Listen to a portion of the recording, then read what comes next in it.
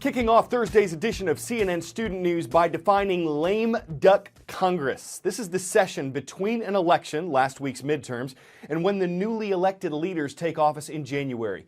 Congress's lame duck session began yesterday. It's considering bills on government funding, tax breaks, fighting Ebola in West Africa, arming rebels in Syria's civil war. But a lot of eyes are on President Obama. He's been considering taking executive action, making controversial changes to U.S. immigration law, and he may act during Congress's lame duck session. I believe that if the president continues to act on his own, he is going to poison the well. When you play with matches, you take the risk of burning yourself. And he's going to burn himself if he continues to go down this path. The American people made it clear Election Day. They want to get things done. And they don't want the president acting on a unilateral basis. But while Republicans and some Democrats have urged President Obama to wait for Congress to take the lead on immigration law, he says he's waited long enough. For a year, I stood back and let him work on this. He decided not to call the Senate bill, and he couldn't produce his own bill. And I told him at the time, John, if you don't do it, I've got legal authority to make improvements on the system. I'd prefer and still prefer to see it done through Congress, but every day that I wait, we're misallocating resources, we're deporting people that shouldn't be deported, we're not deporting folks that are dangerous and need to be deported. So John, I'm going to give you some time, but if you can't get it done before the end of the year, I'm going to have to take the steps that I can. Decades ago, the word immigration conjured up images of boats at Ellis Island, of course, the Statue of Liberty. Today, it's a different story. The issue's more heated, more politicized, more complicated. Immigrants are now entering the U.S. from every corner. Miami to Seattle, LA to New York, and especially along the Mexican border. We're talking more than 40 million immigrants in the United States right now, both legally and illegally. That's roughly 13% of our population, making America the #1 destination on Earth for immigrants. So, who are these new arrivals? Well, about a quarter, or 11 million, are undocumented, a number that's increased almost year by year since 2000. Of those who become legal residents, you'd probably guess a lot of them are from Mexico. You'd be right, 14%. But you might be surprised to find out the next two leading countries of birth for new U.S. residents, China and India. Those are the two most populated countries on the planet.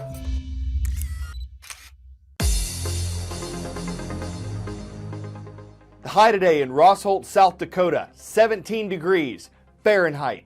But it's not stopping the Raiders. They're leading off the roll today at Rossholt High School. Moving west to the battle-born state, we've got the Cowboys watching at Chaparral High School. Hello, Las Vegas, Nevada.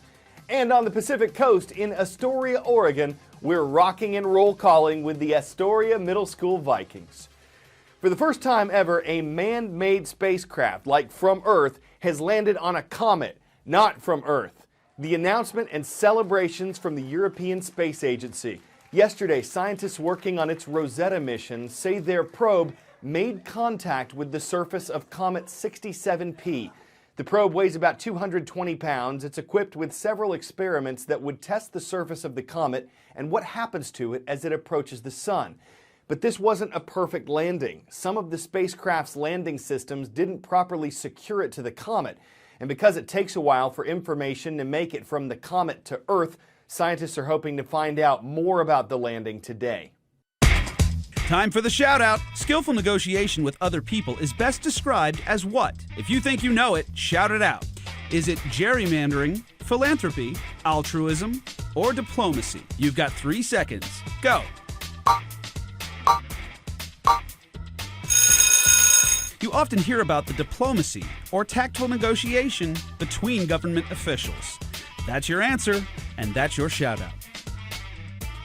A lot of diplomacy between the U.S. and China this week. One result, a major agreement between the two countries' leaders on reducing greenhouse gases, carbon dioxide, ozone, methane. Most scientists blame greenhouse gases for polluting the atmosphere and contributing to climate change. But critics say setting limits on greenhouse gases eliminates jobs and hurts the U.S. economy. Americans emit more greenhouse gases per capita than the people of any of the world's major economies. China, with a population more than 4 times that of the U.S., emits more greenhouse gases than any country on Earth. Together, they account for about 40% of the entire planet's greenhouse gas pollution. Visiting Beijing this week, a city infamous for its foul air, President Obama had high hopes. I'd like to recall a Chinese saying that reflects the spirit of possibility. Nothing is too difficult as long as people have resolve. But resolve alone may not be enough for the greenhouse gas agreement he struck with China. The deal calls for the United States to build on efforts already underway to cut its carbon emissions with dramatic cuts by 2025. China would be permitted to keep generating more and more emissions until 2030, when its output would be capped. Beijing would also aim to get 20% of its energy from zero carbon emission sources like wind or sun by the same year. Some environmentalists are already praising the agreement, but it will be an enormous challenge to both nations. Coal, a particularly dirty fuel, is just one example of the problem. China's exploding economy needs energy, and the country reportedly completes a new coal plant every 8 to 10 days. The U.S. relies on coal plants for more of its electricity than any other source. And it's just elected a new Republican-majority Senate, whose leader is from the coal-producing state of Kentucky and opposes the new accord. As I read the agreement, requires the Chinese to do nothing at all for 16 years, while these carbon emission regulations are creating havoc in my state and other states around the country. So in everything from international agreements to domestic debates to communicating clearly, diplomacy plays a part. It can help develop mutual respect, even when two different sides don't see eye to eye. It can be learned. And one way to do that is to study abroad, gaining an understanding about another culture by immersing yourself in it. Back to China. The morning rush to school in Beijing, except this school is packed with teens from across America. Juniors and seniors spending a full year abroad in China. Was it very challenging? In the beginning, it was extremely challenging.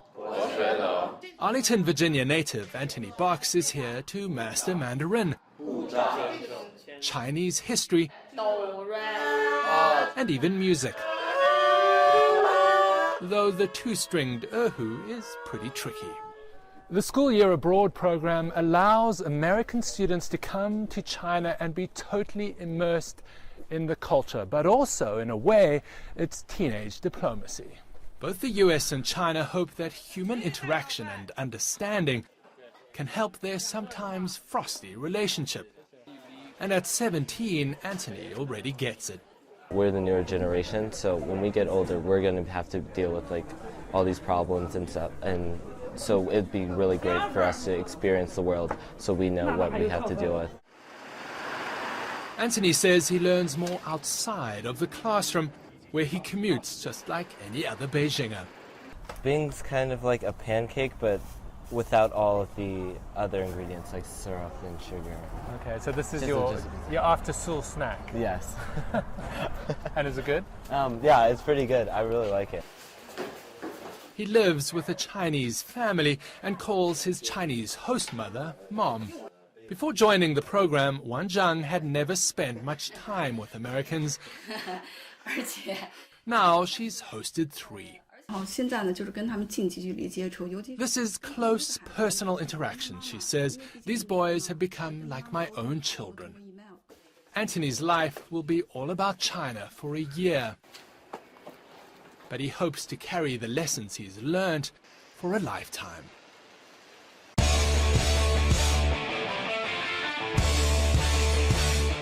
You probably heard some people being accused of living inside a bubble. Ever wonder what the view is like? Aboard the International Space Station, scientists recently found out. In weightlessness, water just kind of balls up and floats around. So astronauts playing with a softball-sized glob of water turned on a small camera and pushed it inside. The view looked cool to them. It looks cool to us. Goldfish would be unimpressed. I mean, for us, it might create ripple effects and impress viewers around the globe, but it's really just like a fisheye lens, and what fish is a big fin of that? It's just baubles in bubbles, a camcorder in water, though it lends itself to some pretty aquatable video. CNN Student News hopes to see you Friday.